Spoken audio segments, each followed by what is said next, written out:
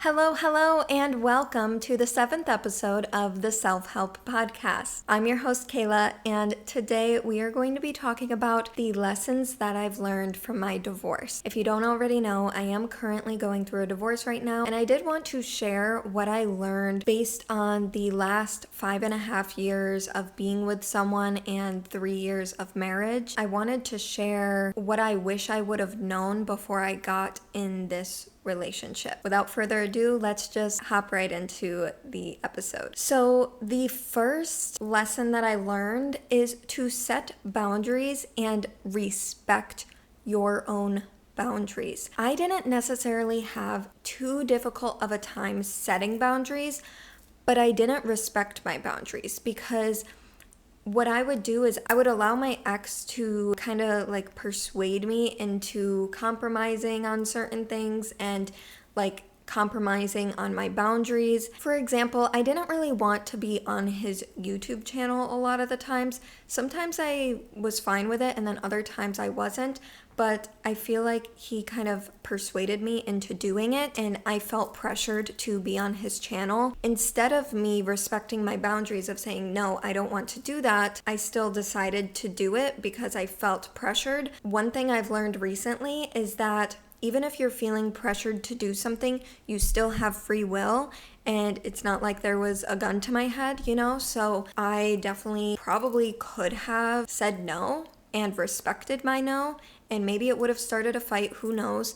But the one thing I want to get across here is when you set a boundary, you have to respect it, otherwise the other person will not respect you. If you set a boundary with someone and you say, hey, I don't like this and I don't want to do this, and then you go and do it anyways, even though they may have persuaded you or whatever the case may be, then you are showing that person that you actually don't respect your boundaries and your boundaries aren't that important to you. And that when you say no, it's likely that they can persuade you to say yes in the future. So that's what you're teaching that person. You teach others how to treat you with the boundaries that you set with them. If they don't respect your boundaries, then you need to walk away. And I think that's something that I lacked, was the courage to walk away, because I didn't really have a lot of self-worth in the beginning. And then towards the end of it, that's when I started to develop more of self-worth. And I then started to respect myself. And when you start to respect yourself, you will then see who actually respects you and who doesn't respect you. Because a normal response to somebody setting a boundary, such as me not wanting to be in a YouTube video, would be, okay, I understand. If in the future you want to, just let me know. Simple as that. It's not a normal response to persuade that person and kind of guilt trip that person into doing it. That's what I felt. And so I do forgive myself for not respecting my own boundaries, because it was very difficult in that situation to respect my boundaries. The lesson is to respect your boundaries and also stay firm in them and be willing to walk away if needed. The second thing I learned is to trust my intuition. From the very beginning of that relationship, I had a gut feeling that something was off, that something wasn't right. I'm not going to say what that thing was, but I was right about it.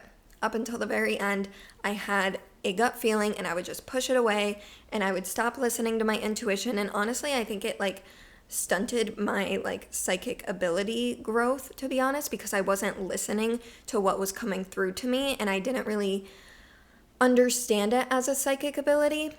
But then once I started to listen to it more, I then started to see the red flags and the signs even more of what was going on. And then I got really mad at myself for not listening to my intuition sooner, because this all could have been prevented. At the end of the day, I do need to forgive myself, but I do want to say that because if you have a gut feeling about a person, even if you don't exactly know what it is, it's probably right and it's probably trying to protect you from something. Another thing that I learned was my values and my love languages.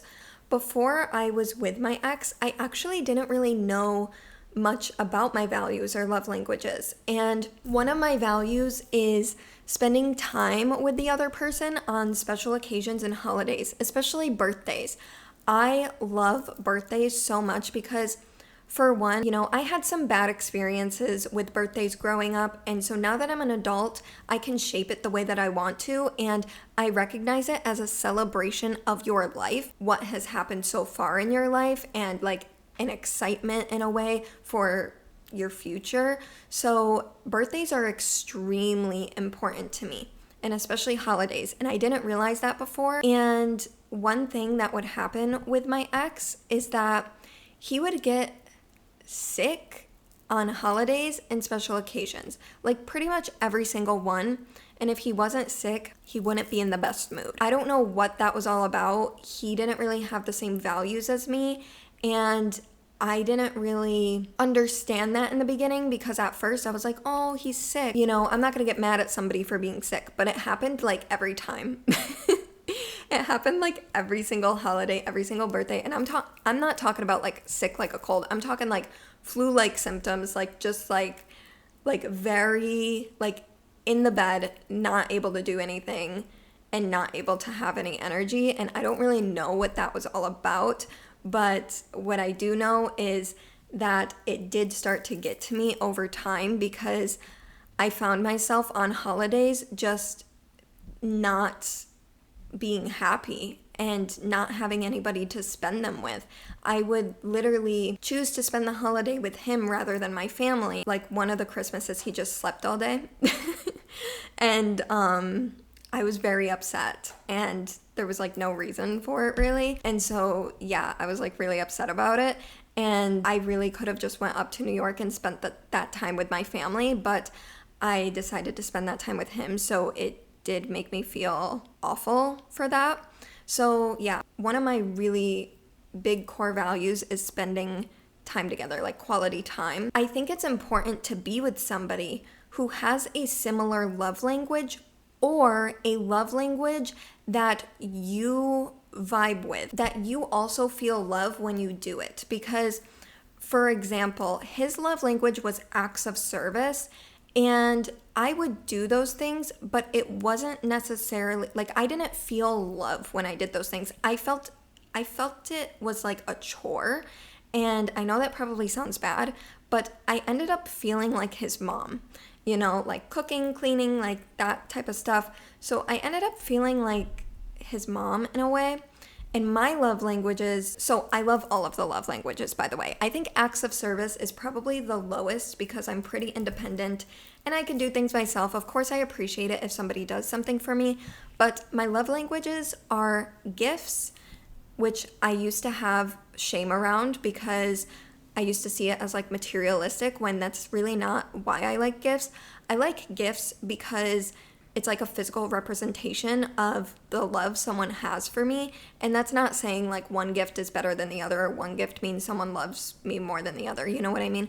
It's just like if somebody were to give me a crystal, for example, every time I hold that crystal and every time I look at that crystal, I think of that person, and I think about how much I love and care for that person. Yeah, and so I also love quality time, like I mentioned. I love physical touch. What's the other one? I know there's acts of service. There's another one that I'm missing.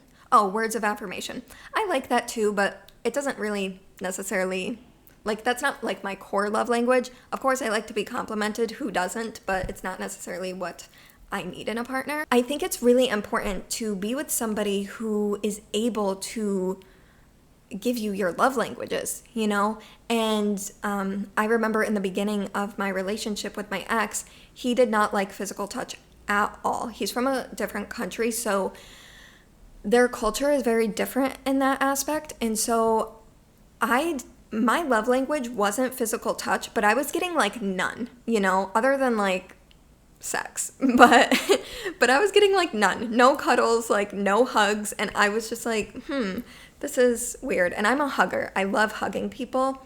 So yeah, and so I was just kind of like, I don't feel loved. And when someone's not loving you in your love language, you start to not feel loved. That was like a thing in the beginning, and I had to like convince him to like hug me and cuddle with me, which you shouldn't have to really convince someone to do those things, because they should just love you in the way that you want to be loved. And if they don't, then maybe they're not the right match for you.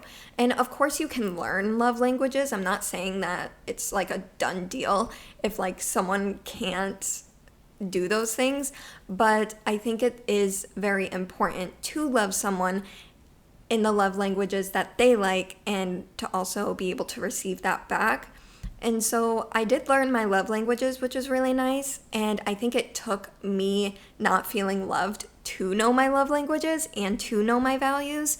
So I'm really grateful for that lesson because I think it's really important and kind of overlooked a lot. Another lesson that I learned is that, and this doesn't really pertain to romantic relationships, just relationships in general, but you don't need closure to heal. After I told him I wanted a divorce, I really wanted closure of, like, I just wanted answers to things. Like, I wanted answers of, like, why were you with me? Like, you know, so many different things. And in the reality, it doesn't really matter what that person's intentions were. What matters is how you feel about it and allowing yourself to feel those emotions. And you don't necessarily have to, like, drill them on why were you with me type of stuff, you know? Everybody has different intentions, and maybe sometimes the intentions might not be what you want them to be. And sometimes it will hurt a lot less for you not to get the closure that you think you need. It's up to you, and it is a choice to just heal and move on and feel your emotions rather than to constantly be asking that person like certain questions about the relationship so that you can get closure. Because really, what is that going to do for you at the end of the day? If you're already broken up or you're already not, you know, in a relationship with this person, why, like, it really doesn't matter to get closure. And one thing that I've heard people do, I haven't done it myself, but to write a letter to the person and then burn it or flush it down the toilet, like something. To write a letter to that person and never send it to them, just to get all of your feelings out. And I think that that could be really good. I've already like journaled about it. I didn't necessarily like write him a letter, but yeah, I think that that could be really helpful if you feel like you need closure and you're not getting it. But yeah, one of the lessons I learned is that you just don't need closure to heal. Another lesson that I learned is to look at things objectively without having emotions involved. And what I mean by this is if somebody's mistreating you or you feel like there's a problem in the relationship, think to yourself, like, okay, on an objective level, is this okay? And it does not matter what their excuses are, okay? Because sometimes the excuses can get in your head and like, you know, people will say why they did a certain thing or whatever, and you'll try to like have compassion for them and empathize with them, and then it just kind of invalidates your own feelings and your own judgments on what is going on. So my recommendation is if you're feeling like cloudy on a specific thing that you're going through in a relationship, to take a step back and say, okay, if my friend were to tell me that her man was doing this to her, what would I say? And if the answer is to leave him or, you know, along those lines, then you have your answer. But I wish that I would have thought of this before, because I wasn't telling my friends my problems until probably like the very end, and then when I divorced. And then I told them everything and they were shook. But yeah, so I wasn't really saying everything, and then I went to therapy, and then my therapist was like, girl, what is going on here? So yeah, I really recommend for you to, if you don't feel comfortable telling your friends your relationship problems, which it's not that I didn't feel comfortable, I just had a lot of respect for my relationship, and I didn't want to tell my friends the problems because, you know, it just doesn't lead to anything good. But now I kind of wish I did. But yeah, take a step back and say, okay, if my friend told me this was happening to her, what would I say? And then you have your answer. The next lesson I learned is that you cannot search for love outside of you. And what I mean by this is, I think in the beginning of this relationship, I wanted him to love me when I didn't love myself. And I never really understood the saying that goes, okay, you can't love anybody unless you love yourself, or nobody can love you unless you love yourself. People can love you at the capacity that you love yourself, and people will treat you at the capacity that you treat yourself. So if someone's treating you poorly, ask yourself, how am I treating myself? Because if somebody's treating you poorly, even if you're not necessarily treating yourself bad, you then are treating yourself bad if you allow that behavior to continue and you teach that person that that's okay to treat you like that. And then that is an act of not loving yourself. It is difficult when you don't love yourself to be in a relationship because you then just attract like a mirror, and that person will treat you badly so that you are able to consciously see at some point how badly you're treating yourself. And then another thing that I learned is that you cannot change anybody. I recently talked about this in my video on my main channel. It's called Higher Self Vlogs. And I talked about this on my main channel, and it's pretty much that you cannot change anybody. I was trying to change him and fix him because my parents were emotionally unavailable, and so I attracted an emotionally unavailable man into my life to fill that void of my parents, pretty much. And I tried to fix him and I tried to change him because I felt like if I could fix him and change him and somehow convince him to love me, right? Like he didn't really love me at first, and I was trying to convince him to love me. If I could do that, then I would feel good enough, and then I would feel worthy of my parents' love, and then I would feel worthy of loving myself. And that is just insane logic. I didn't think of this, okay? This was all subconscious, but when I think about it now, I'm just like, oh my God, this is what was happening, and I wasn't consciously aware of it, but now I am, and I'm not proud of it at all, but that is how I ended up attracting him into my life because I had that core wound of my parents being emotionally unavailable and then wanting to fix my parents so that I could be fixed. And the thing is that other people's healing is not your responsibility, and other people healing will not make you heal.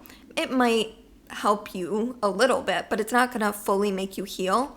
And when you heal with the intention of healing yourself and loving yourself, it might then inspire others to heal as well. And this is also something that I learned because when I was going through the divorce, I was talking to my mom about it, and my mom was trying to convince me out of it. And she had good intentions, but she also, I'm sorry, Mom, if you're watching, the girl had no standards, okay? She was living with a guy who had an alcohol problem, and he did not pay any of the bills. She was paying everything, and he was just living at her place. Talk about not having standards. Sorry for saying this, Mom, but it's the truth. So that said, when she was telling me not to divorce my ex, I had to think to myself, you don't understand what I'm going through, and you don't understand the big picture. And also the fact that I told her everything and all the red flags, and she still was telling me to go to counseling and go to marriage counseling and work it out, just let me know that she had no standards. And that's where this was coming from. That's why I had no standards in the beginning. I think I had standards, but I didn't respect my standards. And I think the same goes for her. I think she does have standards. She just doesn't respect her standards enough to walk away when it's needed. She would put up with below the bare minimum, as did I. And so when I heard this coming from her, I felt like it was almost my ego in a way, trying to get back in the relationship. And I had to tell my mom several times to stop telling me that, and she wouldn't stop telling me that. And finally, I was like, okay, Mom, I'm not going to talk to you until this divorce is set in stone and done, because I'm going through a lot of emotions right now, and I made my decision, and I don't need you to continue to tell me not to do it. I don't need somebody in my ear telling me that. And so I didn't talk to my mom for probably about 3 weeks to a month. I'm talking to her now, and she's not bringing it up anymore, but I didn't talk to her for 3 weeks to a month. Guess what happened? Her and her boyfriend finally broke up after years. I never thought she'd leave him. I find it very, very interesting how I broke up with my ex, and not even a month later, she breaks up with her boyfriend. what are the odds? I never thought she'd leave him anytime soon. And that's why I say, like, when you focus on yourself and you focus on your own healing, your parents might follow along. And it might not be like a conscious thing, but it's an energetic shift in reality and in the universe. And it's an energetic shift in your family dynamics. Because I tell you what, when I told my ex that I wanted a divorce, I was crying. And as I was crying, I felt like I was releasing so many pent-up emotions that weren't even mine. This was all ancestral wounding, and I felt like I was releasing like so many ancestral wounds. And oh my God, I'm literally getting cold chills as I'm saying this, because now that I healed and now that I respected my standards and my boundaries and I made the decision to walk away, my mom did as well. And even though she was telling me to work it out, because that's always been her mindset, work it out, work it out, work it out. What if you can't work it out anymore? Me and my ex did try. We tried very hard.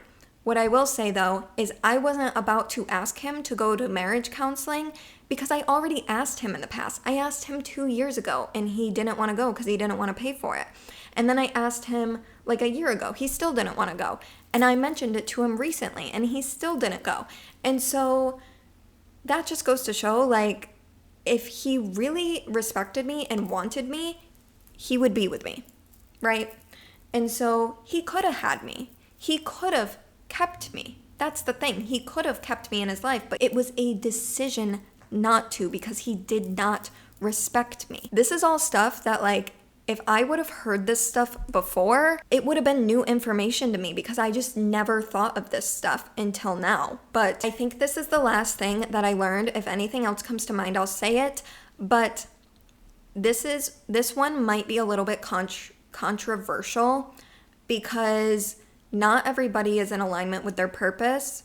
However, I am now making the decision to not be with anybody in a romantic relationship unless I am fully embodied in my purpose and I am fully focusing on myself. Because at this point in my life, I do not have time to give my all to a person, first of all. Like, of course you do to an extent, but my ex used to be my number one priority. And I used to think there was nothing wrong with that. But now I am my number one priority, because if I'm not my number one priority, then I cannot show up as the best version of myself for somebody else. And I can't show up as the best version of myself for me. So what is the point of being with someone if you can't even love yourself enough? And here's the thing. When you love yourself, right? When you love yourself enough to take yourself out on solo dates, to do everything that is your standards for a man, because here's the thing. You can have standards for a man, but if you are not meeting up to those standards yourself, if you cannot provide those things for yourself, you might actually allow less from a man, okay? If he does not meet your standards, you'll be like, okay, well, you meet some of them. And I'm not talking about like surface level stuff like looks. I'm talking about like core values and what you expect from a man, right? And this can go either way. I know there's men watching this podcast too, but if I am not providing those things for myself, then I shouldn't be expecting a man to do the same for me, okay? And when I am providing those things for myself, I will then appreciate a man so much more for providing those things for me, such as taking me out on dates or spending quality time with me. And also just like core value stuff like conversations and knowledge. And I realized like my next relationship, I'm going to be with a man who's emotionally intelligent, who reads books, who's into spirituality, who also is into self-development and is constantly working on bettering themselves, because I am doing that. And if I'm doing that and I'm with a man who's not doing that, what's the point? If that man is not going to make my life better in any way, because I love my life the way it is right now, okay? If my life is going to stay the absolute same when I'm with a man, there's no point, because I could just be that way with myself. But if my life becomes a little bit better when I'm with a man, then I'll be with him. Because it doesn't make sense to be with a man and then be stressing and be upset and constantly wondering about things and, wondering about their intentions and this, that, and the other. It doesn't make sense. Why be with a man if he's going to stress you out? I will not ever be with a man who stresses me out. I literally don't even have acne anymore. I do hormonally, when I get close to my menstrual cycle. But for the most part, my skin is really clear because I'm not stressed. I'm not stressed anymore. And I feel so much happier. That is why I will never be with a man again unless I'm fully embodied in my purpose, in my business, in myself, and I'm fully investing in myself. This is one thing that I recommend everybody do, and it's to go on solo dates, because how are you going to get to know yourself if you're not taking yourself out on solo dates and experiencing new things? And I'm not talking about going to the same restaurant every single week. No. Take yourself out on different dates. Get to know yourself. See what you like. See what you don't like. And then you will get to know yourself a lot better. And once you are with a man, you will then be able to have that confidence within you and also attract somebody with that same energy. So if you're interested in solo dating, I actually have the perfect beginner's guide for you. This gives you 52 solo date ideas, and it has journal prompts as well, so you can document your solo dates, and it has everything you need to know about solo dating inside the workbook. So I'm going to leave that linked down below if you're interested. And if you do end up getting the workbook, I would love to see your solo dates on social media, and I'll repost you. Be sure to tag me on Instagram at higherself.activation. And I would absolutely love to see where you take yourself out on solo dates. Thank you so much for tuning in to today's episode. I think that's everything that I wanted to mention. If I ever think of anything else, I might make a part 2. I'm not sure. But this was, for the most part, what I learned in my marriage/divorce. Honestly, there's probably so much more that I learned, but I did feel like these were the most valuable lessons that I did learn, and I wanted to share them with you. So again, thank you so much for watching and tuning into today's episode, and I will see you in the next one. Have a beautiful, beautiful rest of your day.